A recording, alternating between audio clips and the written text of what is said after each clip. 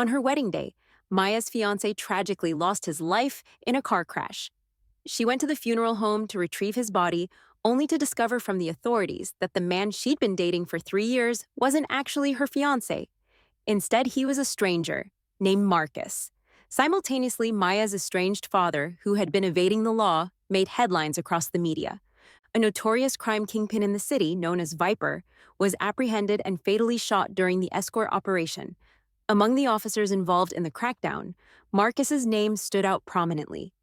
It turned out that Maya's father had risked everything to attend her wedding alongside Marcus.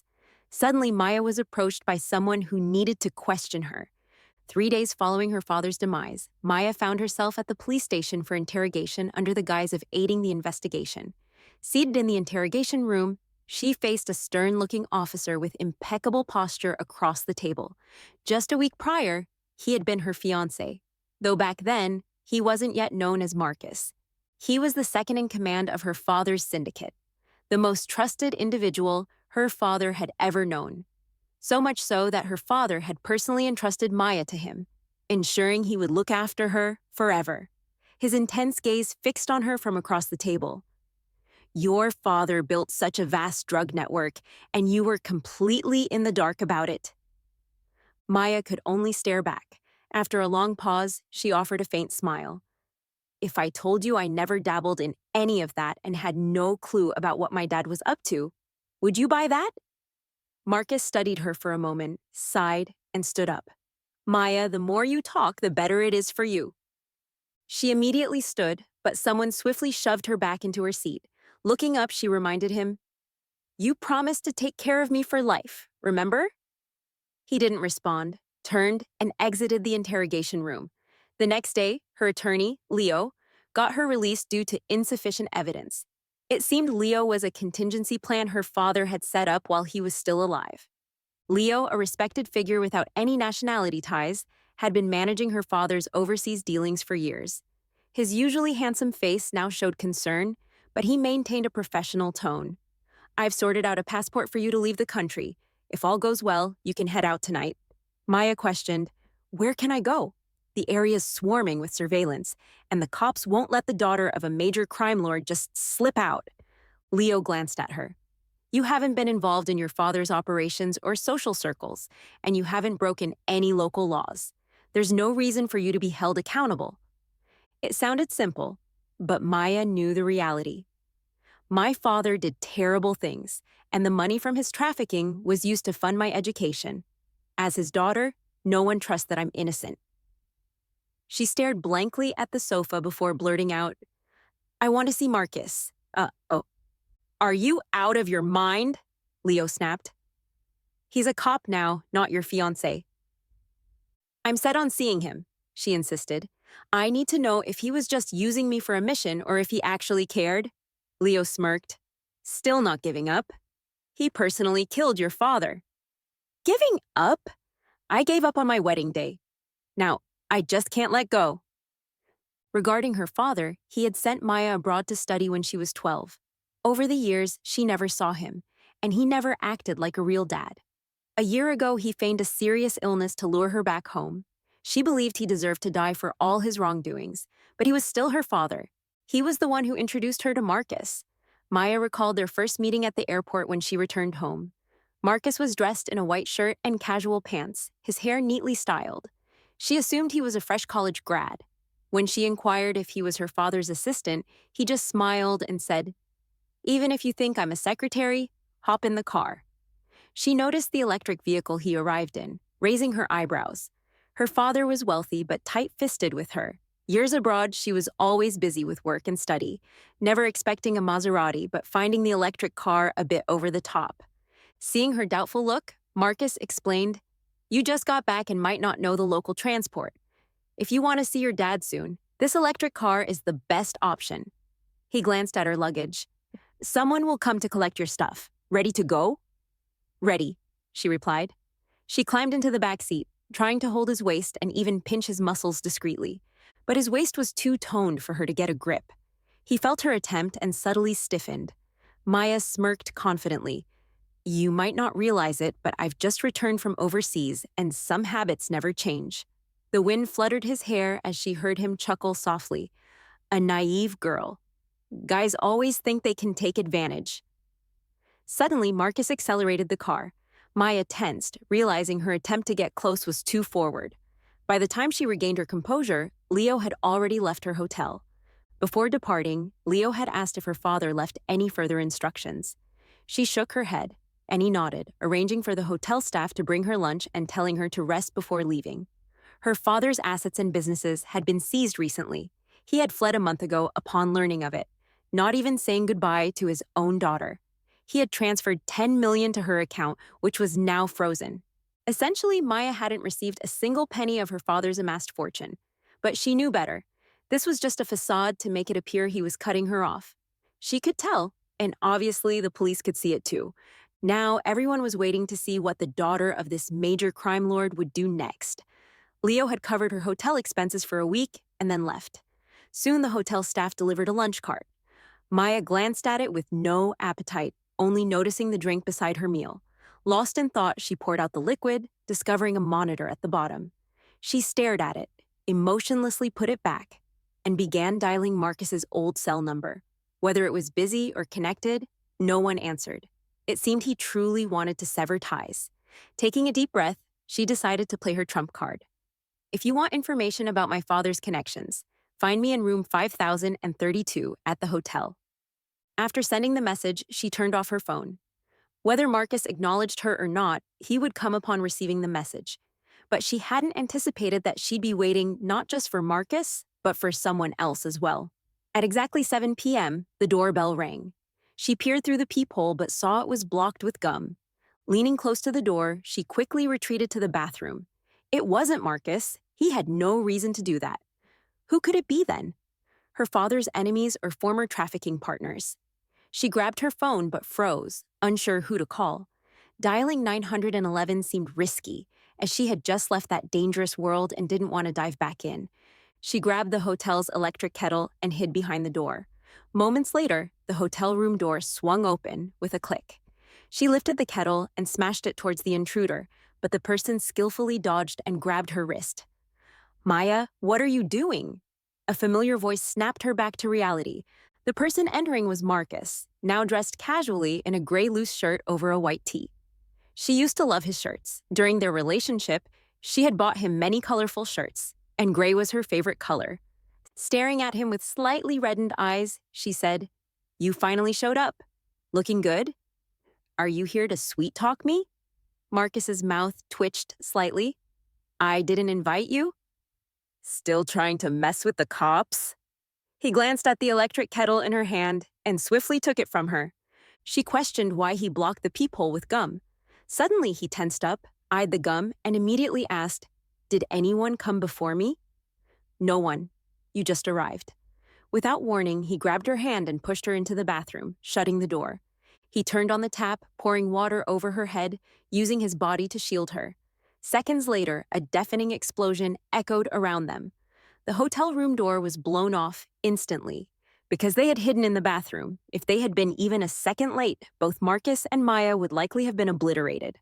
Maya was stunned, her ears ringing and unable to hear anything. After what felt like minutes, her hearing returned. And she looked at Marcus in shock. He roughly pulled her out. Surveying the debris on the floor, he then asked, "Are you hurt?"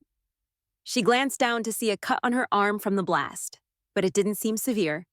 She felt no pain. Marcus smirked slightly, tore the bedsheet, wrapped it around her wound, and tied a bow. She looked at the bow and remarked, "You finally learned how to tie a bow." She had taught him before when he used to knot it haphazardly. On one Valentine's Day, she had asked him to prepare a gift in advance. As Valentine's Day was winding down, he had gasped at the movie theater doorway, handing her a crumpled navy box with a clumsy knot. It took her a while to unwrap it. Inside was a crystal toy, the kind young girls adore. She couldn't help but complain, "Didn't you know how to tie a bow when giving a gift to a girl?" A hint of embarrassment crossed his handsome face. "I've never given a gift to a girl before. I didn't realize the details mattered." While she was still reminiscing, Marcus began examining the scene. With furrowed brows, he muttered, The gum wrapper contained a tiny bomb. The dosage wasn't huge, but enough to kill you. Hearing this, tears welled up in Maya's eyes. In the next moment, she threw herself into his arms. I knew you wouldn't let me die here. Marcus sighed and pulled away, maintaining some distance. Maya, I'm not your fiancé anymore. Our past was all lies. I was an undercover agent. My only mission was to dismantle your father's drug ring. I've now revealed my true identity as a police officer. Saving you was just part of my duty. He then reached into his ear and pulled out something, a tiny earpiece. It was malfunctioning now, clearly a listening device he had installed before arriving. It was evident he had no personal feelings, only professional motives. I must tell you, you know something. You better spill it now. You saw someone trying to kill you. If I hadn't arrived in time, you'd be dead by now. Maya remained silent, her lips tightly pressed. Frustrated, Marcus said kindly, as far as I know, this new type of gum bomb was only used by your father's previous partners. If you confess now, I can arrange police protection for your safety. I can save you once, but not every time. You've been targeted. Trust the police. It's your only way out. Maya smiled faintly, her clothes already soaked. Her arm wounds began to bleed profusely, staining her outfit with blood. Holding her arm and hugging her head, she insisted, I've never been part of my father's business. You should know that better than anyone, considering we were together for over 3 years. I met you just to find one answer. Have you been fulfilling tasks, including marrying me? His voice was hoarse as he replied, I'm an undercover agent, a police officer, a drug enforcement officer. Tears streamed down Maya's face. So, you killed my father. He treated you so well, trusted you completely. He handed over the entire company to you, including me, and this is how you repay him. He stared at her silently for a long time, then pulled out a recording pen, turned off the button, and tossed it aside. Looking at her, he asked, In your eyes, what kind of person was your father? If you don't know, let me tell you. He discovered my identity a month before he went on the run. Do you know how I eliminated my suspicions? He exhaled deeply, chuckled, and then removed his shirt, revealing various scars on his sturdy arms. Among them was a gruesome scar, a scabbed wound with a deep pit, inflicted the night before their engagement. Do you remember? That was the day you went to pick out a wedding dress, and my undercover comrade sacrificed himself to protect my identity? Do you know what he endured before he died? Marcus looked into Maya's clear eyes, a hint of a smile playing on his lips. He grabbed her cheeks harshly, eyes filled with hatred. I still remember that day. I had arranged to go to the bridal shop with him early, but he said he had something urgent and couldn't come. I was alone in the bridal shop, trying on dresses, asking the assistant to take photos and send them to him. He never replied until 2 a.m., just sending a smiling emoji. He disappeared for a week, and when he returned, he wore the same smile, all forced, tinged with hatred. He continued, My comrade, age 36, had been undercover for 6 years. His daughter was only 6, and from her birth to his death, he never dared to hold her or see her grow up. My cheeks hurt from his grip, tears falling uncontrollably. Maya could only sob, and realizing he was overreacting, Marcus released her. She collapsed to the ground weakly. Maya, so many brave officers sacrificed themselves fighting drug trafficking, and your father broke the law, causing countless deaths. Even now, you won't confess. She turned pale, feeling flustered and grasping at anything. Marcus slipped something into her hand, staring at her intently with red-rimmed eyes. You've been targeted. I'm giving you this one chance. I won't bother you again. Tell me everything you know, she pleaded, holding the object in her hand, ready to speak. Just then, the sounds of police sirens and ambulances pierced the air, with medical personnel rushing in with a stretcher. Simultaneously, her lawyer Leo arrived, helping her up. Coldly looking at Marcus, Leo stated, This isn't a police station. Officer Reed shouldn't have the authority to interrogate my client here. If possible, I request to take her to the hospital immediately. Leo shielded Maya in his arms, holding her injured arm and whispering urgently, Don't say anything, don't ask anything, leave everything to me. The police will question you later as usual. You're a victim now. Confused, Maya was pushed into the ambulance. Leo quickly closed the door. Looking out the window, she saw Marcus standing on the roadside, covered in blood, but seemingly indifferent. She lowered her head, clutching a small recording pen stained with blood in her hand. She gently covered her face and hid the pen in her bra's inner layer. Leo took her to the hospital for treatment. The bomb fragment had grazed her blood vessel, causing continuous bleeding, but timely medical intervention prevented any fatal injuries. After her wound was bandaged, Maya was set to be discharged in a couple of days.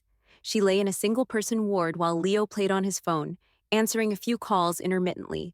When he returned and saw her staring blankly, with Marcus's words echoing in her mind, Leo covered her with a blanket, seeming to understand something. I've investigated the bombing. You should listen to me and obediently go abroad. The longer you stay, the more danger you're in, Leo advised. She looked away. Who planted the bomb? Maya asked. Leo responded, the surveillance cameras in the corridor were tampered with beforehand, but someone saw Marcus entering the control room early and coincidentally knocking on your hotel room door. So you mean Marcus orchestrated this explosion? Maya questioned. What's the motive? Leo furrowed his handsome eyebrows and loosened his tie. I think he wanted to extract information about your father from you. Before your father's network was dismantled, he had amassed a large stash of goods, along with the locations of drug hideouts and a list of some drug manufacturers. After your father was killed, that lead was lost. The police want to find this list, and you're the most likely person to know where it is, Leo explained. Maya shook her head in confusion. He sighed lightly and patted her hand. I know you're innocent, but the stakes are too high. Even though I believe you, the police don't, and the wanted drug dealers don't either. Even if they can't find the list, they'll kill you first to ensure nothing goes wrong, he continued. Panic set in as she grabbed his arm. What should I do? Try to recall where your father might have hidden the goods. Find it and hand it over to me. I'll give it to the police for you. You don't need to appear, Leo assured her. I'll handle everything. Marcus is an undercover agent, a police officer. He won't marry you. He's just pretending. The only person you can trust now is me, he added. Maya forced a smile, feeling self-conscious. If I help you find the list, will you guarantee my safety? She asked. Of course, Leo replied. All right, I'll try, she said. Leo finally smiled in satisfaction. The police will come to question you later. Rest assured, you're a victim. They won't detain you for this, but they will assign someone to protect you. Don't worry, I'll handle it all. After Leo left the ward, Maya gradually put away her panic and slowly raised her arm with the forearm drip. From her bra's inner neckline, she retrieved the small recording pen Marcus had given her before Leo arrived. She pressed the button, hearing Leo's voice from within. Had Marcus given her this recording pen as a chance? She pressed the button, her thoughts drifting away. In reality, she didn't believe a word Leo said.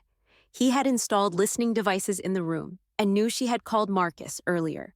The bomb had exploded just before Marcus entered, knowing she wouldn't trust the police or believe Marcus. He had calculated that in her panic, she could only trust him. A crime lord's lonely daughter, monitored by the police, betrayed by her lover. In Leo's eyes, she was too easy to control, but he missed one thing. She was indeed the daughter of a drug dealer, but she wasn't foolish. The police did question her about the bombing, but as a victim, she maintained her innocence. The hotel corridor cameras had been destroyed beforehand, leaving no leads. The police were powerless, only informing her that law enforcement would protect her soon, trying to earn her trust. She nodded silently. Leo truly thought she was a fool. He said the bomb was made by Marcus. As a law enforcement officer, where did he get the bomb from? The police wouldn't let him carry out such dangerous acts. He even pretended to be in distress. But Maya confirmed one thing. Her father had a list, and only she knew where it was hidden. Leo acted quickly. By the time Marcus rushed to the hospital, she had already been moved. All her father's assets were seized, including the house. She had to stay at Leo's private residence, where he arranged for 2 bodyguards to protect her around the clock. In name, it was for protection, but in reality, it was surveillance. She continued her routine, eating meals, daydreaming, playing on her phone, and watching news related to her father. Then she visited a nearby park to watch old men fishing. She didn't enjoy fishing, but Marcus surprisingly did. Maya had been in a relationship with him for 3 years. She knew his likes and dislikes. He used to say that fishing was the only time his mind could be calm, free from his social status and pressures. He loved the fleeting joy when a fish got caught. She didn't understand it then, but now she did. It turned out the fish he was waiting for was her father, and she was the bait. Now that the fish was caught, the bait was no longer needed. An old man fishing noticed her watching intently and kindly handed her the fishing rod. "Want to try?" he asked. She took it without hesitation, grabbed some breadcrumbs, cast them into the lake, and lowered the fishing line. The old man frowned. "You can't catch anything without bait." She smiled warmly. "The fish I'm catching doesn't need bait because I am the bait." The old man's expression softened as he looked at her. She handed the fishing rod back to him and whispered in his ear, "Block 502 in Windchime Courtyard, Old City. Act quickly and prepare fresh goods. My life is in your hands." The old man continued fishing as if he hadn't heard her. She stood up, tossed her phone into the park's trash can, and left. Hailing a taxi, she reported an address, changing 2 taxis and 3 buses along the way. Finally, she managed to shake off the surveillance. She wasn't sure if the pursuit was from the police or Leo, but none of it mattered anymore. The taxi stopped in front of an old building. She walked straight to the unit and stopped on the 3rd floor, where she found a key in the old electrical box. Opening the dusty door, she looked at the narrow, old 2-bedroom apartment.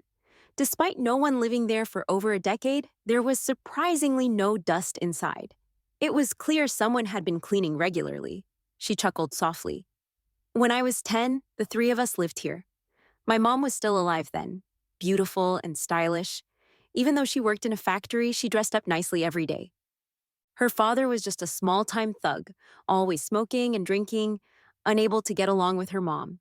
Maybe women just liked bad boys. Her dad rarely worked, and her mom supported the family alone. Still, he was never satisfied. When drunk, he would beat her mom, accusing her of dressing nicely to attract men. He also claimed the money her mom earned was dirty. Yet every time he sobered up, he would search for hidden money to spend with his rowdy friends. Over the years, anyone would be driven crazy. She remembered the day she graduated from primary school. Running home with her certificate, she found her dad lying on the bed, inhaling smoke, and her mom lying cold on the floor with a bottle of pesticide beside her. Her mom was dead, lying next to her dad, who was snoring loudly on another bed nearby. It dawned on her what had happened. She grabbed a fruit knife from the kitchen, standing shakily by the bedside, clutching the knife tightly. She wanted to kill this scum, but for 2 long hours, she couldn't bring herself to do it. When her dad woke up, he showed no remorse, cursed once, and started packing to run away. Before leaving, he gave her $100, telling her to hide for a while. She was only 12, and that 100 supported her for 3 months. He left her in a mess and vanished. 3 months later, hungry, she begged on the streets. But her runaway father found her. He had transformed, dressed neatly with gel-styled hair. He said he would take care of her and then send her to a foreign country where she was a stranger. 10 years later, he still left her in a mess before leaving again. She looked around the house with a sneer, realizing he probably bought this old house after becoming successful, under a distant cousin's name. That's why the police didn't seize it. The house remained the same inside, even with a photo of the 3 of them. She picked up the photo, smashed the glass, and found a white paper behind it. Staring at the list on the paper, she squeezed it tightly. This is what they wanted, right? Suddenly, the once tightly closed door was kicked open by a group of thugs. Before she could react, they surrounded her. The leader, with a fierce look, stared at her with a pitch-black gun in hand. "You're the daughter of Viper. The boss was right. He hid the list in such a ghostly place, making it hard for us to find." She clutched the list tightly to her chest. "What do you want?" "What? Of course, take the list and send you to meet your crime lord father," the leader sneered. She turned to run, but he grabbed her collar and slapped her hard, knocking her to the ground. The metallic, rusty taste of blood filled her mouth. The leader chuckled and directed the others. "Search for any other copies. Clean it up." She was tied to a chair with a knot that wouldn't loosen. The thugs didn't find anything else but were certain the list in her hand was what they wanted. Before leaving, they set the sofa on fire, patted her face, and laughed. You lucked out, Viper's daughter, dying in a fire. Who knows if it'll make the news tomorrow? The fire grew larger as the group locked the door, the acrid smoke making her cough. But Maya laughed. These people were stupid, armed yet using the dumbest method to tie her up and trying to burn her alive. Shoot me dead once, and there'll be no worries. Sometimes being a woman does have its perks, like making people underestimate me. She counted silently, and after 10 seconds, the door was pushed open again. She was rescued by a middle-aged man who bore a resemblance to the old man fishing in the park. Sorry for being late. Not late, just in time.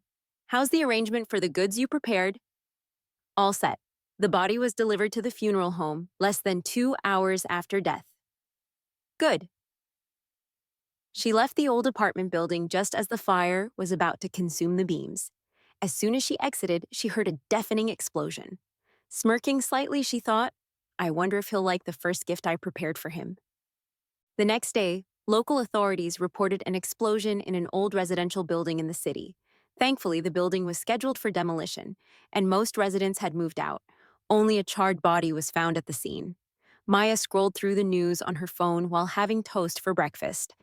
As she ate, she mused, looks like the police already know it wasn't me who died. The person beside her replied, the police have your DNA in their database. It's easy to identify you through a match. Why go to such lengths knowing you'll be exposed? She smiled. Of course, it's to make others believe that Viper's daughter is dead. Whom did those people look for with the list? She wondered. It was Leo's men, as she had suspected. Pretending to protect her, they set her up to hand over the list, ensuring her safety if she complied. But she didn't believe him. He claimed to be a lawyer, yet knew so much about her father's drug network, even the hierarchy. After her father's death, the massive stash of goods piled up, and if sold, it amounted to an unimaginable sum. Leo wanted to swallow her father's network and become the new crime lord. She had deliberately acted weak, arranged to meet Marcus, and pretended to have a schoolgirl crush to make him underestimate her. He rigged the hotel room with a bomb to intimidate her into helping find her father's list. But the list he got was one she had prepared in advance. She looked at the middle-aged man beside her. Uncle, after Leo confirms the list, he might not show up for the exchange in 3 days. Could you release news of me being alive now? He nodded. He was one of her father's men, but never showed his face or got involved in drug deals. He was her father's special cleanup person, a hidden trump card. Now he was probably the only person she could truly trust. The taciturn uncle asked in confusion, why announce that you're alive? Eric is cautious. I need to make a move that will make him suspicious. Isn't a resurrected dead person bound to raise doubts? Whether real or fake, he'll come out to confirm. Do you really want to do this? It's too dangerous. Since your current identity is dead, you can easily walk away. The money your father left is enough for you to live comfortably. She crushed the piece of toast in her hand. Uncle, do you know why my father, who had been on the run for a month, was suddenly caught? Wasn't it to attend your wedding? Though he hadn't cared for you over the years, he still had some fatherly feelings for you. He chuckled, shaking his head, pressing the toast crumbs onto the table. You're wrong. This maniacal crime lord, responsible for countless deaths, how could he possibly have fatherly feelings for you? It was because the day before my wedding, someone told him that his deal failed because I handed the evidence to the police. He said he wanted to kill me himself, send me to meet my dead mother. Then, the next day, I gave his location to the police, but he resisted, tried to flee, and died too easily. The uncle looked at her in surprise, eventually smiling bitterly. You two really are alike. She smiled indifferently. Uncle, please do one last thing for me. The exchange is set for the North Bay Pier. That's why I deliberately scheduled it there. It's by the sea with plenty of fishing boats and private yachts nearby. Many drug traffickers like to do business there. The day after her uncle released the news, a courier box was delivered to their house. He thought it was a bomb, but she had him open it in front of her. Inside was a bloody arm. She almost vomited at the sight, but instantly thought of something. Her body tensed as she clutched her uncle tightly. Look at the arm. Is there a scar that's been cut off? Look. The uncle checked the bloody arm, shaking his head. No scar, nothing. But there's a note. As she listened, her clenched heart finally started beating again. Dear Maya, I miss you as if seeing you. Looking forward to tonight's exchange. Hoping to meet again. Worried you won't come, so I've prepared a small gift. This arm isn't Marcus's, but if you don't come tomorrow night, his will be next. She sighed in relief, laughing coldly. I underestimated Leo, that old fox. At 9:10 that night, she arrived at North Bay Pier as agreed. Leo stood on a large fishing boat, several containers stacked to obscure the view. Seeing Leo, fear surged through her. I'm here. Where did you keep Marcus? Is he hurt? The tall figure of Leo stood at the edge of the boat, the light casting his silhouette slightly askew.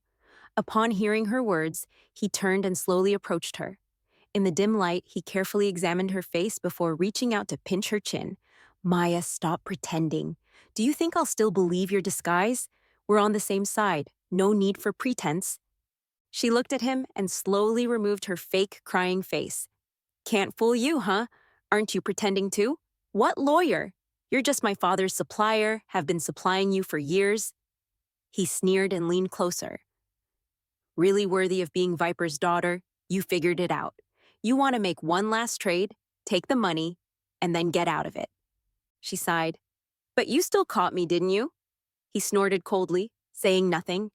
Her eyes flickered. Where's Marcus? He raised his chin, and soon she saw behind the stacked containers a figure hanging, covered in blood, looking tortured. She clenched her fingers, took a moment to steady her breathing, and turned to Leo. Let's make a deal. Tonight's goods are all yours. I don't want any. Leo lit a cigarette, leaned against a nearby container, and sneered. It was supposed to be mine anyway. What are you thinking, Maya? Did you think I called you here to negotiate terms with you? The next second, a cold gun muzzle pressed against the back of her head. She narrowed her eyes slightly, and her body suddenly relaxed. I know, I don't have the right to negotiate with you, but are you sure that the list you have is genuine? You should have investigated this in the past few days.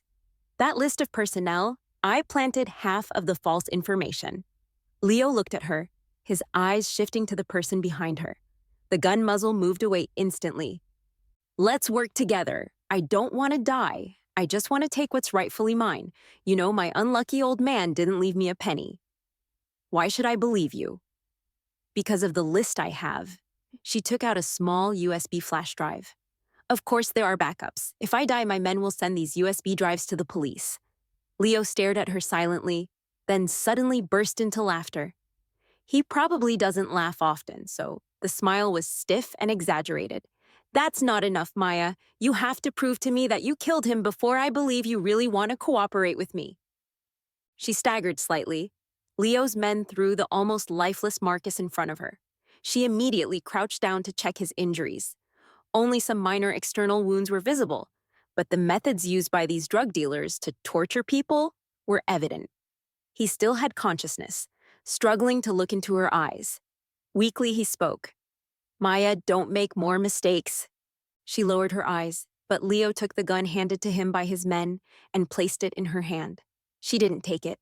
She just looked at him with a bitter smile. After all, he was someone she once loved dearly. I can't bear to do it, so help me. He's already in the state. Tie him up, push him into the sea. He won't survive. Leo looked at her with a sardonic smile. Not sure what he was thinking, he unexpectedly agreed.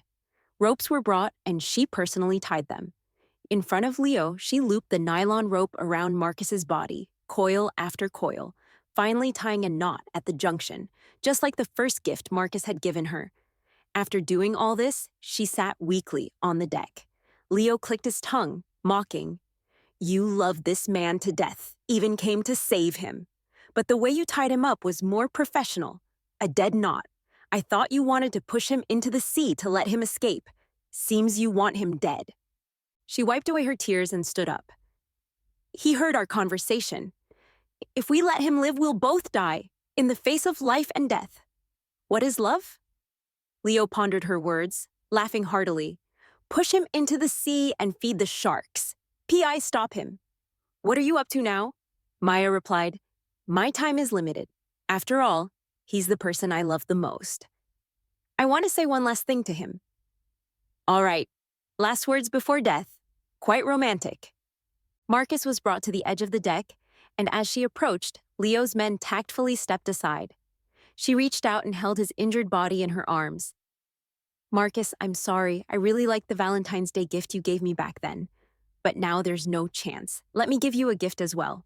This is the first official gift I've given you. It's a first-class honor. I hope you like it. She stuffed the recorder he had given her into his hand. It contained everything she knew, including every transaction between her father and Leo over the years. The recorder was waterproofed, so even if it fell into the sea, it wouldn't matter. He weakly opened his eyes in surprise and confusion as he looked at her. The next moment, she let go of his hand and pushed him directly into the depths of the sea. Impressed by her swift action, Leo smiled satisfactorily. The subsequent drug transaction went smoothly. After her father was arrested, his former underlings had hoarded a large amount of undistributed goods. Someone was now willing to take over, claiming to be Viper's daughter. With the heat off, they were eager to act, attracting many drug dealers with stockpiled goods. Almost all the drug dealers in the city gathered there until a loud police siren sounded. Soon the entire dock was surrounded. The drug dealers panicked, clamoring about who had leaked the information. Maya leaned against the railing on one side and quietly lit a cigarette herself. No surprise at all. Leo immediately sensed something was wrong and rushed towards her with a gun in hand. Did you tip off the police? She looked at him with a faint smile. No, I just did what I had to do.